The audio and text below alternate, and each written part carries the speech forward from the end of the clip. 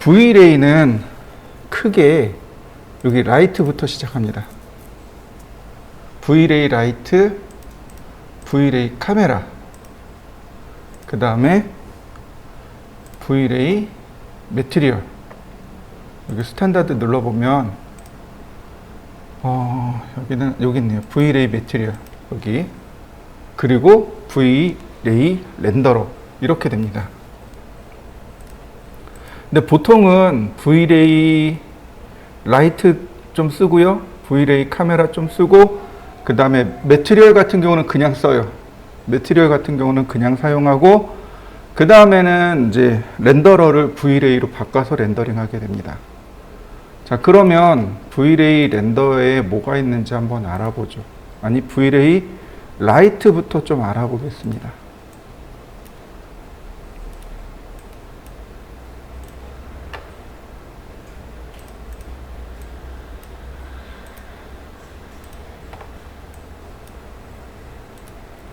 자, 먼저 V레이 라이트입니다. V레이 라이트가 이만큼 있어요. 자, 여러분들도 한번 찾아보시죠. 이렇게 그냥 간단하게 기본 스탠다드 도형을 만드시고 V레이 라이트까지 한번 들어와 보시죠.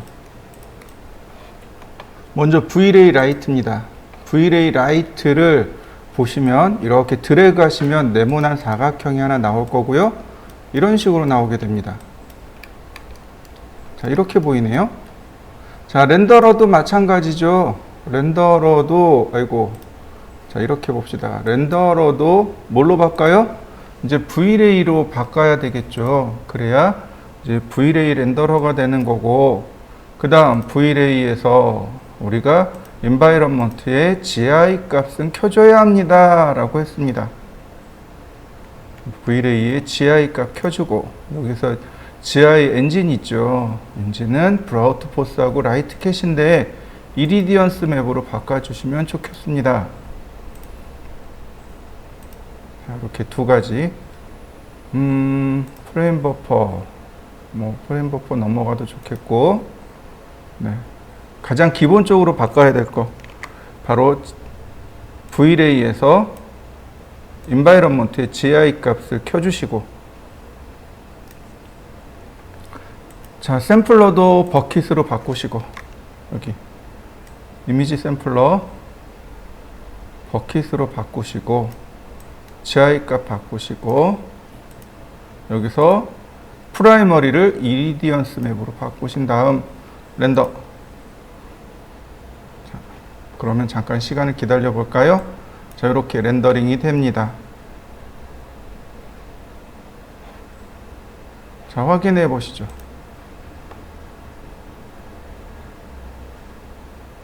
제가 여기서 바닥을 조금만 더 키워 보겠습니다. 자, 바닥이죠. 바닥 사이즈를 제가 이렇게 더 키워 봤습니다. 자, 다시 한번 렌더링 해보죠. 이렇게 새까맣게 나오는 거 보이시나요? 조명의 방향이 이렇게 생긴 겁니다. 조명이 위에서 아래로 이렇게 내려간 거예요. 지금 보시면, 자, 이렇게 여기 화살표 있죠? 이 넓은 면적이 조명이고 이 화살표 방향이 조명의 방향이 되는 겁니다. 우리는 위에서 봤기 때문에 조명의 윗면이 보이는 겁니다. 자, 조명 옵션을 보면 먼저 이렇게 나와 있네요. 먼저 온오프가 있고 그 다음 타입이 있습니다. 이게 중요해요. 플랜이 있고 돔라이트가 있고 스피어 라이트가 있고 메쉬 라이트가 있고 디스크 라이트가 있고, 지금은 플랜 라이트예요. 근데 맨 아래 보면 디스크 라이트가 있습니다. 디스크, 원통형, 원반형 라이트. 그럼 언제 쓸 수 있을까요? 이 플랜 라이트나 디스크 라이트는 언제 쓸 수 있을까요? 지금 우리 보는 이 형광등이 일자잖아요. 네모나게 생겼죠. 이런 형광등은 플랜 라이트를, 저 복도 나가면 우리 여기 들어가는 라이트죠. 원반형으로. 이해되시죠? 그리고 화살표 방향이 있으니까 잡기 편하다는 얘기죠. 그 다음에, 자, 이건 타겟이니까 문제 없으니까 넘어가고, 자, 유니트가 있네요.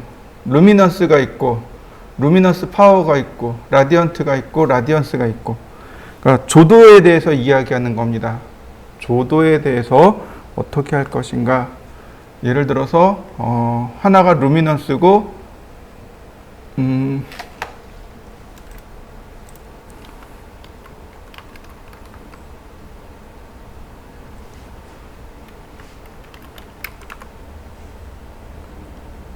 하나는 칸델라.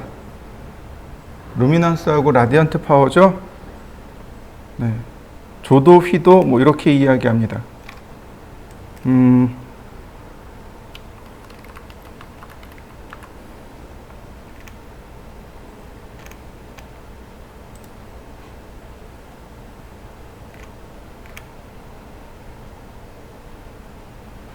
안시, 루멘이라는 말 기억하세요?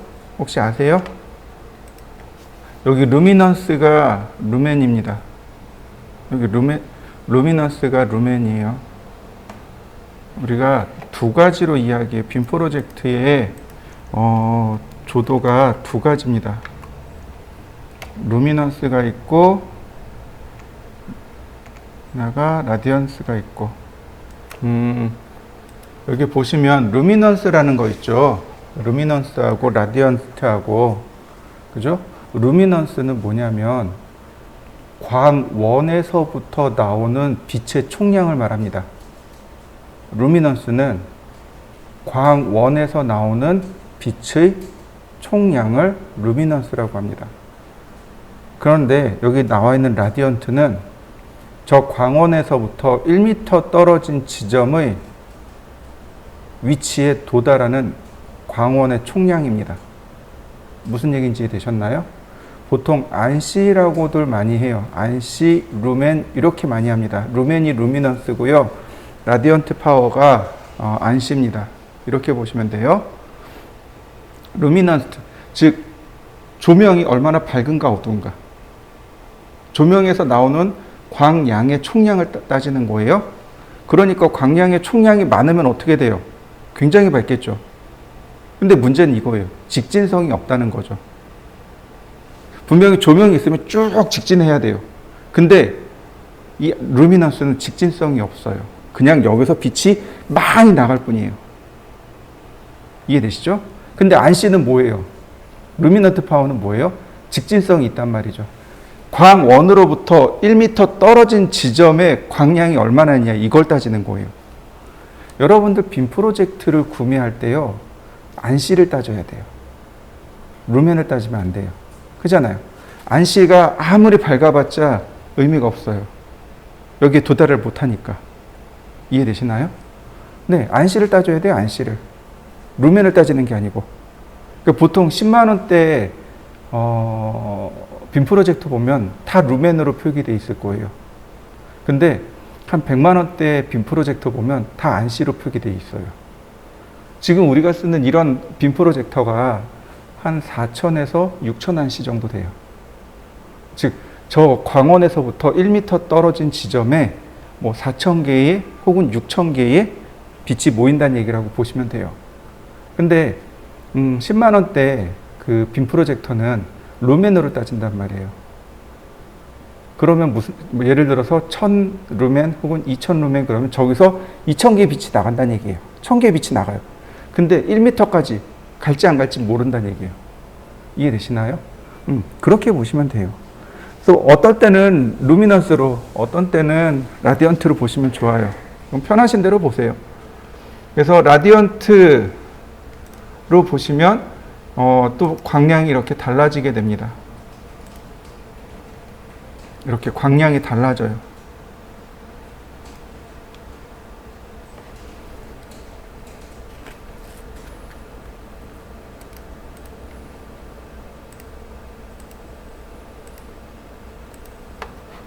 그리고 자, 루미넌스로 다시 한번 렌더링을 해보시죠. 그럼 또 광량이 이렇게 밝기가 달라지는 걸 확인할 수 있습니다. 지금은 이렇게 위치가 가까워서 큰 차이가 나지는 않을 거겠지만 그래도 아무래도 좀 차이가 날 겁니다. 자, 한번 렌더링 해보시죠. 그 양을 바꿔서 렌더링 해보시면 좋겠습니다. 한번 해보시죠. 여기 멀티플러 값을 이용하시면 돼요. 그 다음에 옵션으로 넘어갑니다. 옵션으로 넘어가면 캐스트 섀도우라는 옵션이 있습니다. 캐스트 섀도우, 그림자 만들기. 자, 확대해 놓고 렌더. 그럼 당연히 이렇게 그림자가 만들어져요. 이건 당연한 거겠죠.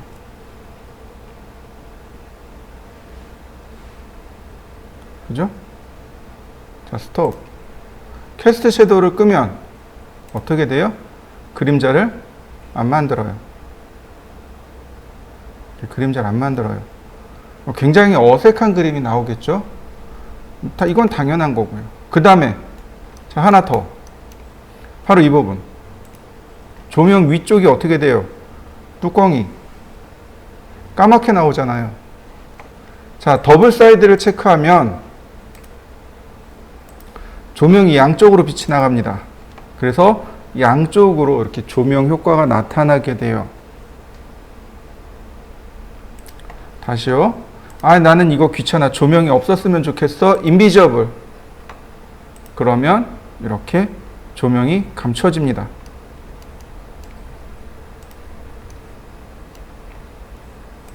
그러면 조명이 없는 상태로 이렇게 깔끔하게 렌더링 되어져서 나옵니다. 자, 한번 해보시죠. 여기에 재밌는 기능이 있는데 그게 뭐냐면 exclude예요. exclude가 제외하다라는 뜻입니다. 이 조명에 보시면 이렇게 다 조명에 영향을 받는데 이 중에 하나는 제외시킬 수 있어요. 이렇게요. 예를 들어서 제가 티판만 넣어봤습니다. 자, 렌더링.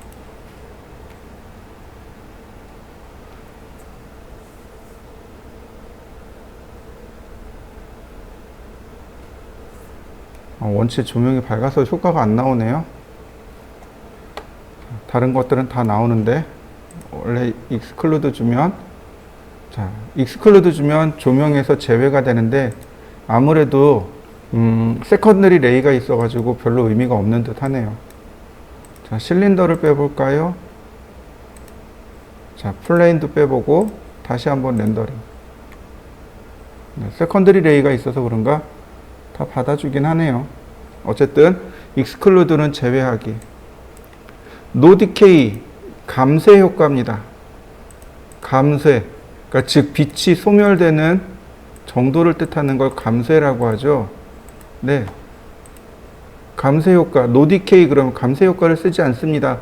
막 전체적으로 다 밝아지겠죠. 감쇄 효과를 쓰지 않으니까 이렇게 감쇄 효과를 쓰지 않으면 많이 밝아집니다. 당연히 감쇄 효과를 주셔야 돼요. 빛이 거리에 따라서 점점 소멸되어지는 것, 이걸 감소라고, 감쇄라고 예전에 설명드린 적이 있습니다. 자, 이렇게 한번 넣어 보시죠. 자, 근데 중요한 게 있어요. 여기 보시면 플랫 라이트가 있고 디스크가 있다 그랬어요. 이게 돔 라이트입니다. 이 돔 라이트예요. 이 돔 라이트가 누구냐면 태양광이라고 생각하시면 돼요. 이렇게 놓으시면 조명이 이렇게 사방에서 이렇게 들어온다라고 생각하시면 돼요. 그래서 태양광 대신에 돔 라이트를 쓰는 겁니다. 이렇게요. 빛이 사방에서 들어오기 때문에 아주 밝고 환하게 나올 거예요.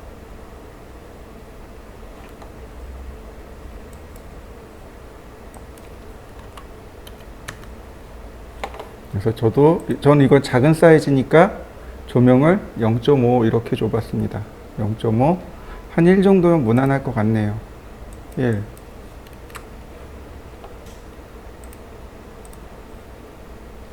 그러면 충분히 밝고 환하게 이렇게 조명이 나오게 됩니다. 자, 한번 해보시죠. 이 돔라이트는 주로 어디 쓰는 거냐면 건물의 외형이요. 우리가 알고 있는 조감도 있죠. 조감도나 건물의 투시도 있죠. 네, 거기에 조명을 대신해서 할 때 사용하는 게 바로 이 돔라이트입니다. 자, 한번 해보시죠. 보시면 스피어라이트. 스피어라이트는 구슬이죠. 그 구슬 모양의 조명을 만들 때 쓰는 게 스피어 라이트, 점광원이라고 하죠. 네, 바로 그런 점광원의 역할을 할 때 쓰는 게 이런 스피어 라이트의 역할입니다. 자, 그 다음에 이제 우리가 써야 될 게 또 하나 있어요. 이거 바로 메쉬 라이트입니다. 메쉬 라이트예요.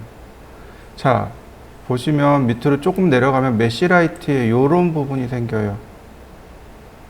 메쉬 라이트로 바꾸시면 이렇게 메쉬 라이트라고 하는 옵션이 생깁니다. 이때 픽 메쉬로 이렇게 클릭해 주면 됩니다. 그러면 내가 지정한 메쉬가 조명이 되는 겁니다. 이렇게요. 조명이 되는 겁니다. 광원이 되는 거예요. 자, 인비저블 놨으니까 안 보이지만 이렇게 체크해 놓으면 이렇게 광원으로서의 역할을 수행하게 됩니다. 얘도 종종 사용해요. 언제 사용하냐면 우리 그 전등 있죠. 전등에다 이렇게 넣어줄 때 주로 많이 사용합니다. 자, 한번 해보시죠. 이 Vray 라이트에서 제일 중요한 건 바로 얘예요. 플랫 라이트, 돔 라이트, 메쉬 라이트. 이렇게 크게 세 개가 제일 중요하다고 보시고, 얘네들은 상황에 따라서 이렇게 자꾸 번갈아 가면서 사용합니다. 이건 잘 사용하시면 좋겠습니다. 자, 다음 다른 라이트도 한번 알아보죠.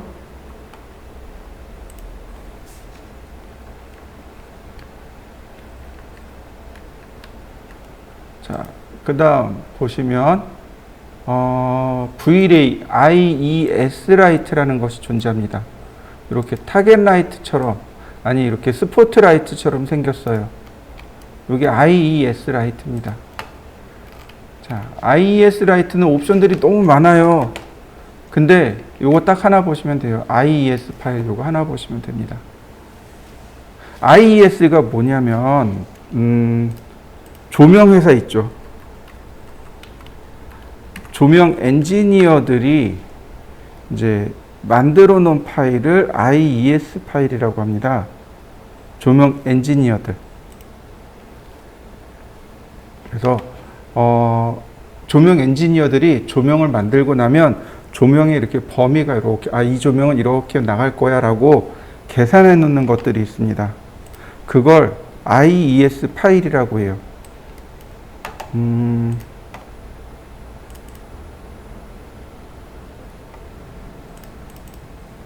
여기 보시면 이렇게 IES 파일이 있어요. 샘플로 돌아다니는 거 몇 개 제가 갖다 놨는데, 조명 엔지니어들이 이렇게 계산해 놓은 거예요. 16번 조명이 이렇게 생겼습니다. 18번 조명은 이렇게 나옵니다. 이게 조명 회사에서 조명 엔지니어가 조명을 만들고 이걸 다 빛이 이렇게 나갑니다 라고 계산해 놓은 거예요. 이걸 IES 파일이라고 합니다. 그러면 IES 조명을 쓰려면 그냥 잘 안 보이니까 이렇게 하늘에서 이렇게 내려온 것처럼 해놓고, 그 다음 이 뒤에다가 벽을 세워보죠. 플랜.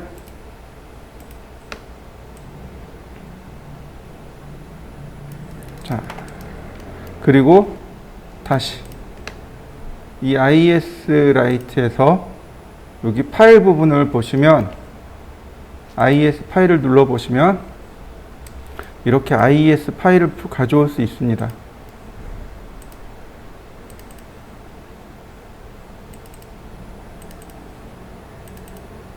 자, 16번 IES를 제가 가져왔습니다. 그러면 그거에 맞춰서 조도가 전부 다 계산이 되어집니다. 자, 렌더링. 그러면 이렇게요. 여기 조명의 모양 만들어진 거 보이시나요? 16번 파일이에요.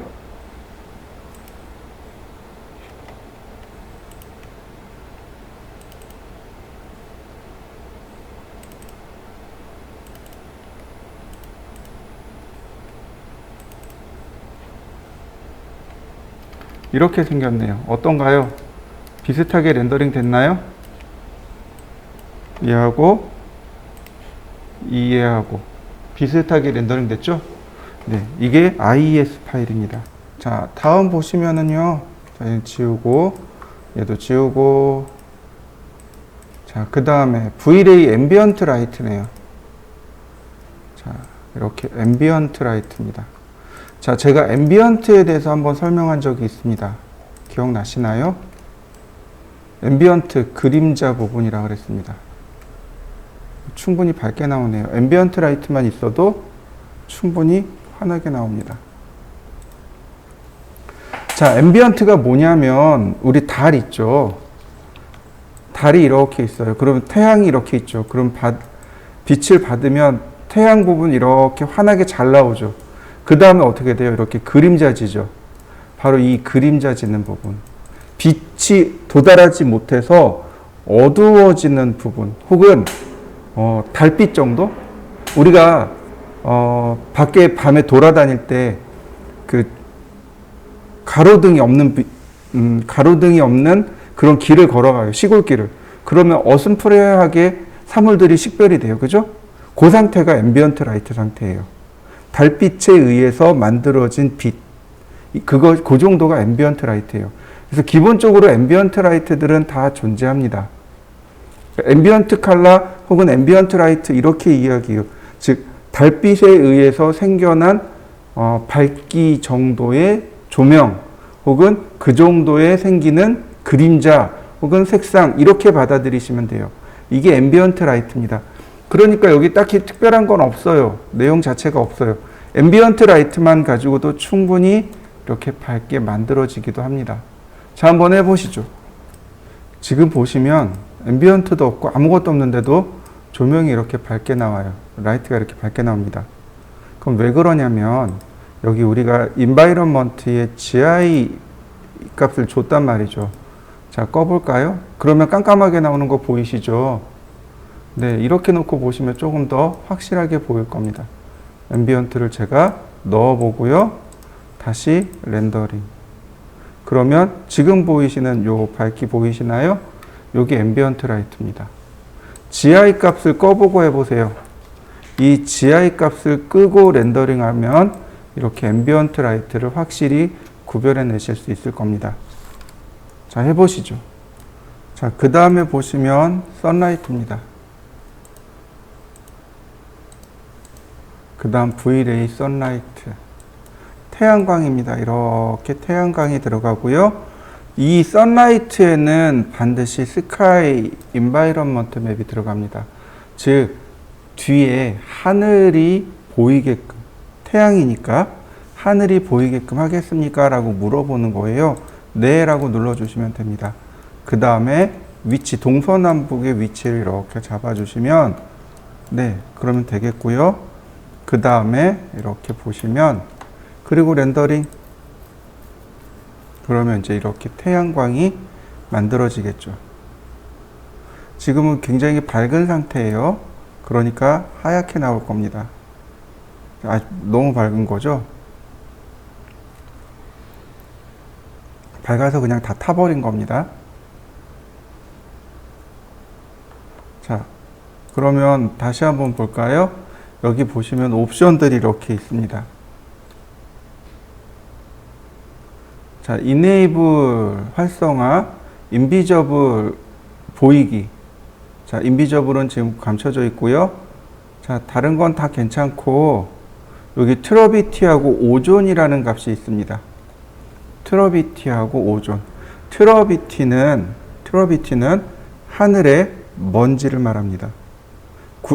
구름이 많이 끼거나 혹은 황사가 끼거나 혹은 비 오기 전에 이 트러비티 값이 높아지게 됩니다. 그리고 맑은 날, 비 오고 난 뒤에는 하늘이 청명하죠. 그럴 땐 트러비티 값을 낮추시면 돼요. 근데 이 오존이라는 거 있죠. 하늘에 오존층이라는 게 있죠. 그죠?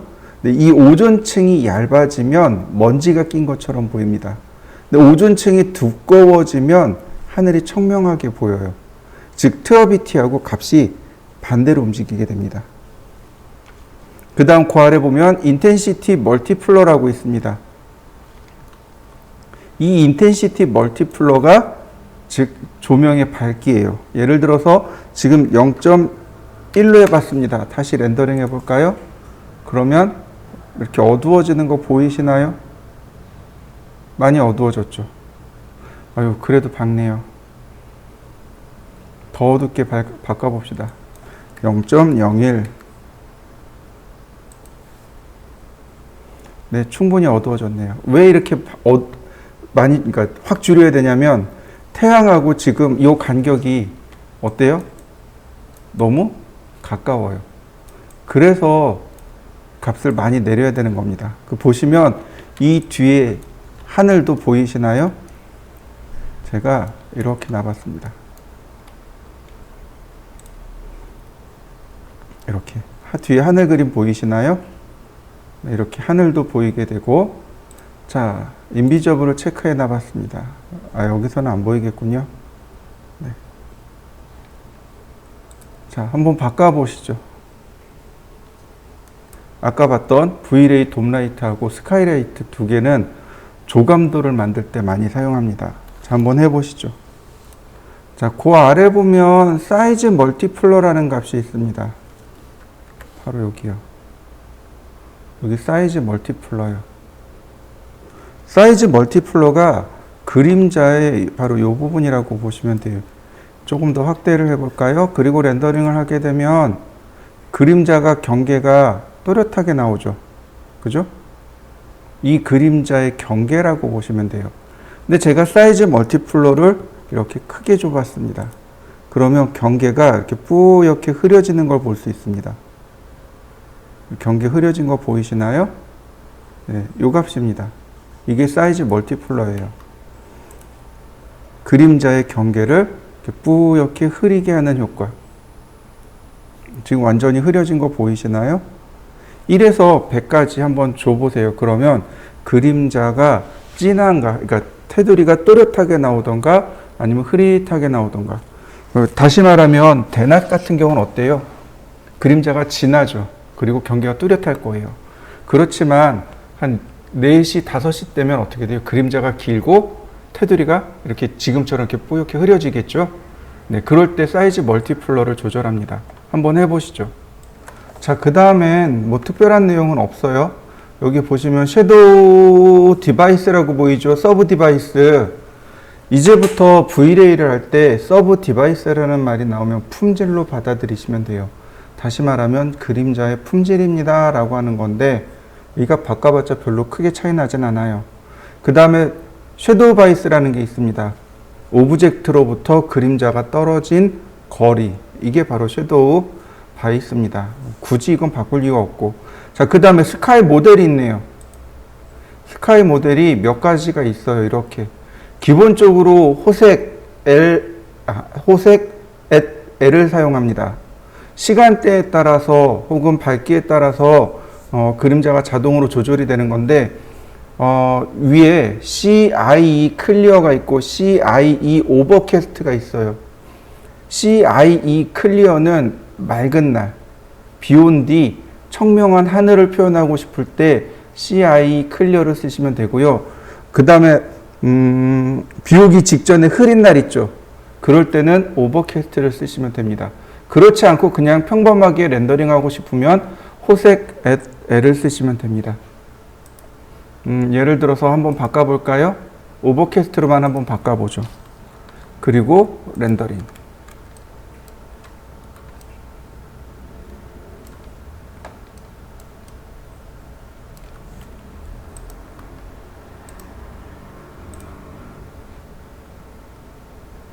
그래도 밝네요.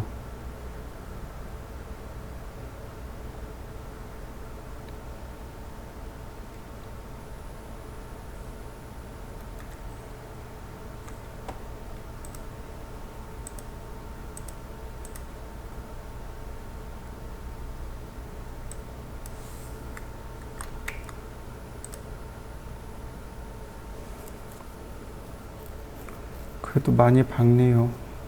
자, 한번 해보시죠. 뭐 특별한 건 없으니까 요즘 원체 가까워서 그런 건지 특별한 내용은 없어서 뭐라고 할 수는 없는데, 자, 한번 해보시죠.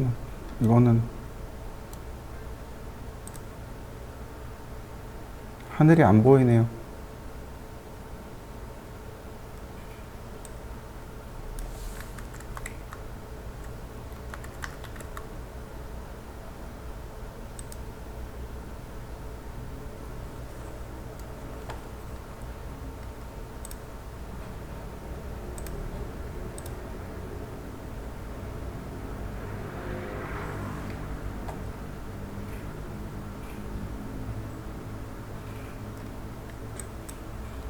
이럴 때는 카메라를 쓰시는 게 좋아요.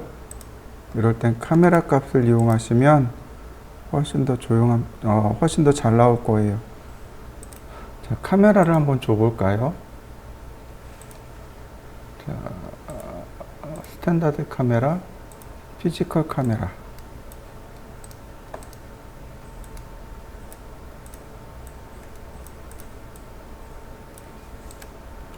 카메라고요.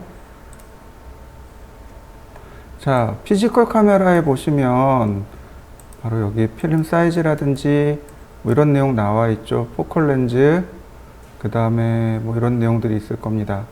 자, F 넘버 8, 그 다음에 여기 셔터 속도 1000분의 1초. 자, 렌더링 해볼까요? 그래도 많이 밝은 건가요? 이제부터 조절하면 되겠죠. 이제 렌더링을 한번 걸어 놓고 그리고 조절하면 됩니다. 자, 굉장히 밝아요. 우리가 이제 여기서 조절할 게 어퍼처죠. 지금 8F니까 32F로 줄여봤습니다. 셔터 속도는 1000분의 1초입니다. 충분히 어두워요. 그 다음에 메뉴 100으로 바꾸고요. 자, 그리고 렌더링. 그럼 어둡게 렌더링 된 거 보이시나요? 다시요. 이번엔 절반인 16분의 1, F 넘버 16으로. 그럼 조금 더 어두워졌군요. 여기 아사 값을 바꿔서 그래요. 자, 8. 그 다음, 1000분의 1초가 아니고, 256분의 1초. 그럼 밝아지는 거 보이시나요? 제가 예전에 이거 카메라 설명하면서 이걸로 조절해야 됩니다라고 제가 설명드렸을 거예요. 36mm. 자, 이렇게요.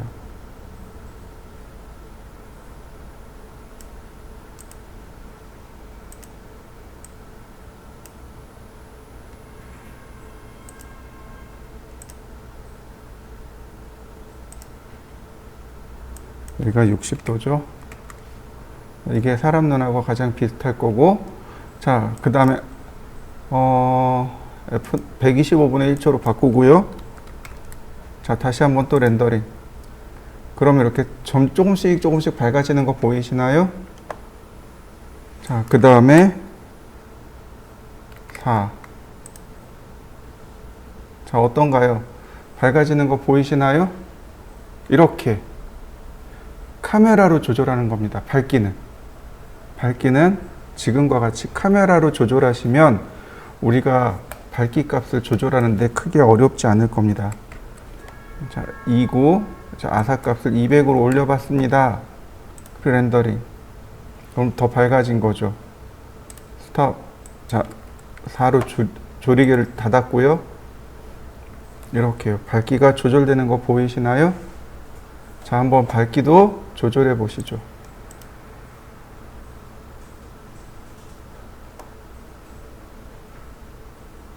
이렇게 선라이트를 보시면 그 다음에 보시는 게 여기 그라운드 알베도라고 하는 값이 있습니다.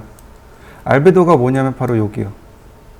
지평선 혹은 이 수평선에 있는 여기를 그라운드 알베도라고 합니다. 자, 눌러보시면 색상을 바꿀 수 있어요. 이렇게 색상을 지금 바꿀 수 있습니다. 예를 들어서 제가 이렇게 파란색으로 놨어요. 렌더링 하게 되면 자, 여기 어떻게 보이나요? 이 아래쪽 라인이 다 파랗게 바뀌었죠? 그라운드 알베도. 자, 51에 51에 51. 네, 보시면 회색이죠? 그 다음, 옵셋 값, 아니요, 여기 얘일 거예요. 여기 보시면 요 값이 조금 흐리멍텅하죠? 자, 0도.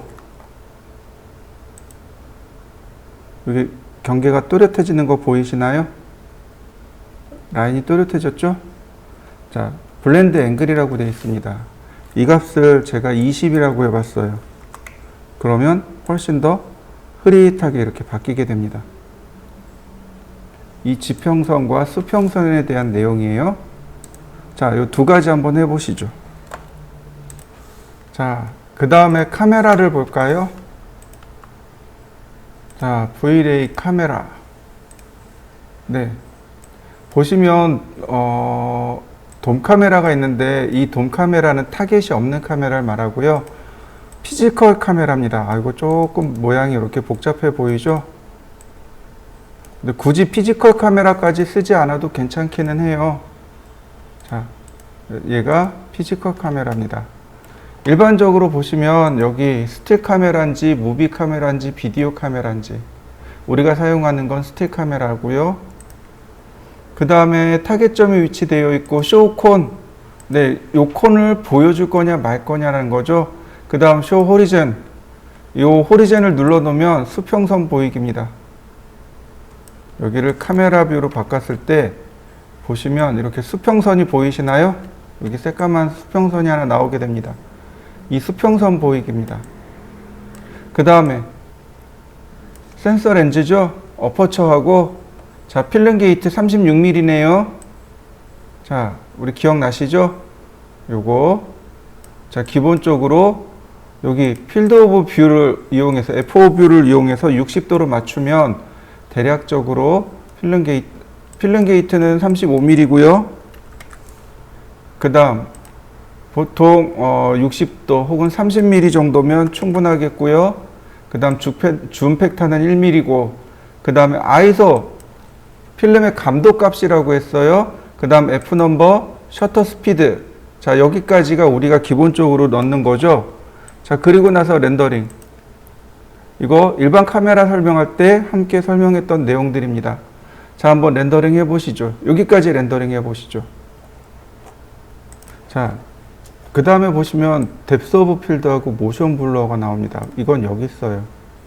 모션 블러어 값하고 뎁스 오브 필드하고 뎁스 오브 필드가 아웃포커싱 효과라고 설명을 드렸을 거예요. 바로 여기 렌더 옵션에서 주시면 돼요. 포커스 디스턴스 프롬 카메라로부터 가져오기 요 체크된 이 카메라 피지컬 카메라로부터 가져오고 어퍼처 크기와 어퍼처 크기를 이용해서 그 다음에 이제 뿌옇게 흐려뜨리는 효과를 주시면 되는데 얘가 값이 잘 안 들어가네요. 값을 맞춰놨는데 이 뒤에 값이 좀 넣으라고 했는데 안 들어가네요. 카메라는 이 정도 하면 좋을 것 같습니다.